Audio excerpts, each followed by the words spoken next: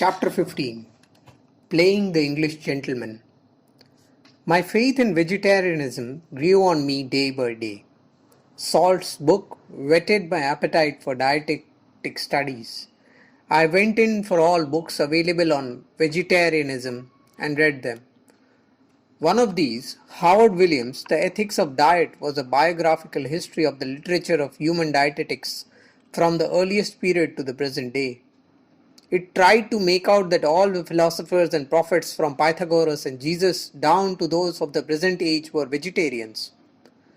Dr. Anna Kingford's The Perfect Way in Diet was also an attractive book. Dr. Allison's writings on health and hygiene were likewise very helpful. He advocated a curative system based on regulation of the dietary of patients. Himself a vegetarian, he prescribed for his patients also a strictly vegetarian diet. The result of reading all this literature was that dietetic experiments came to take an important place in my life. Health was the principal consideration of these experiments to begin with. But later on, religion became the supreme motive. Meanwhile, my friend had not ceased to worry about me. His love for me led to him to think that if I persisted in my objections of meat eating, I should not only develop a weak constitution but should remain a duffer because I should never feel at home in English society. When he came to know that I had begun to interest myself in books on vegetarianism, he was afraid lest these studies should muddle my head, that I should fritter my life away in experiments, forgetting my own work and become a crank.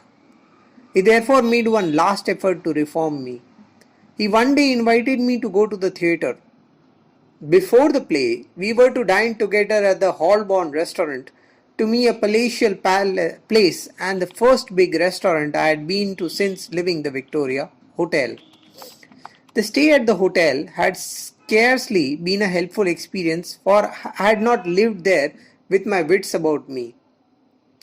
The friend had planned to take me to this restaurant, evidently imagining that modesty would forbid my questions. And it was a very big company of diners in the midst of which my friend and I sat, sharing a table with us. The first course was soup. I wondered that it might be off, but dared not to ask the friend about it. I therefore summoned the waiter. My friend saw the movement and sternly asked across the table what was the matter. With considerable hesitation, I told him that I wanted to inquire if the soup was a vegetable soup. "You're too clumsy for decent society," he passionately exclaimed. "If you cannot behave yourself, you had better go. Feed in some other restaurant and await me outside." This delighted me. Out I went. There was a vegetarian restaurant close by, but it was closed. So I went without food that night. I accompanied my friend to the theatre, but he didn't say a word about the scene I had created. On my part, of course, there was nothing to say. That was the last friendly tussle we had. It did not affect our relations in the least. I could see and appreciate the love by which all my friend's efforts were actuated, and my respect for him was all the greater on account of our differences in thoughts and actions. But I decided that I should put him at ease, that I should assure him that I would be clumsy no more, but try to become polished and make off for my vegetarianism by cultivating other accomplishments which fitted one for polite society. And for this purpose I undertook the all too impossible task of becoming an English gentleman. The clothes after the Bombay cut that I was wearing were, I thought, unsuitable for English society, and I got new ones at the Army and Navy stores. I also went in for a chimney pot hat costing 19 shillings, an excessive price in those days.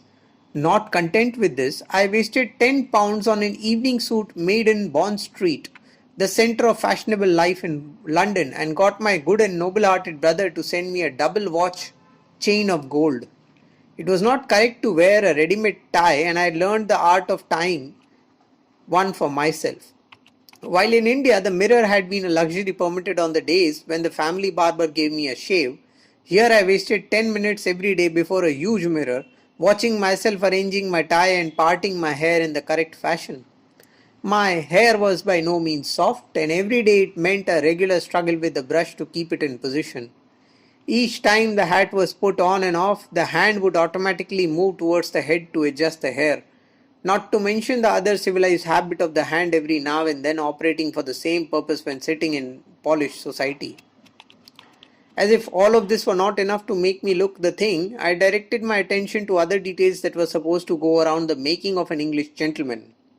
I was told it was necessary for me to take lessons in dancing, French, and elocution.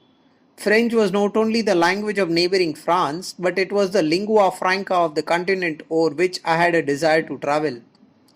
I decided to take dancing lessons at a class and paid down £3 as a fees for a term.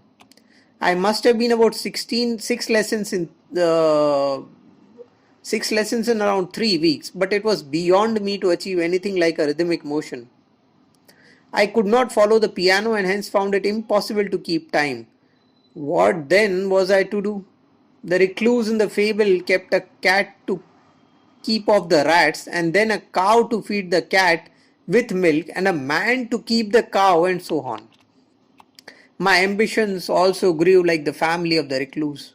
I thought I should learn to play the violin in order to cultivate an ear for Western music, so I invested £3 in a violin and something more in fees.